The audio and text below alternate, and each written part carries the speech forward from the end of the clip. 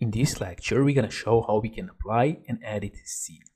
So to edit scene or to apply scene, we have to go here to Appearances, Scenes and Decals. And then here under Appearances, we have Scenes. So let's open this. Here we have some basic scenes, as we can see. That was one. Here we have studio scenes, factory floor, grill lighting, and so on. And here we have some presentation scenes. Let's open this. So we have a landscape 1, like this, landscape 2, 4, 5, urban, like this. And here we have some backgrounds, urban 5, and so on.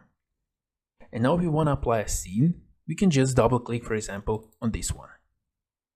And now here we have a scene like this.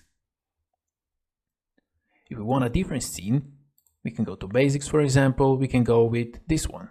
We can just double click, or we can drag this and just release it here, like this. And now we're going to show how we can edit a scene. So let's go here to Display Manager, and here we have View Scene, Lights and Cameras. So let's choose this. So here we have a scene. Let's open this, and here we see that we have a scene 3-point blue, this one.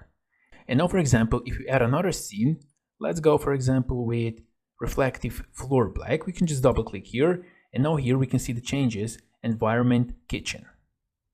If we want to edit this scene, we can right click and we can go edit scene. And now here we can choose a background. We can go with gradient, we can go with color, we can go with image. Now we can choose the image. If we want some, we can go with use environment, like this. Now let's go with gradient, and here we can change the top gradient color. So let's choose red, for example, like this. Okay. And here we can change bottom gradient color. Let's click here and let's choose yellow and click OK. And now we got this scene. And now if we are satisfied with this, we can click OK. And this is our scene. So this is how you can apply and edit scene.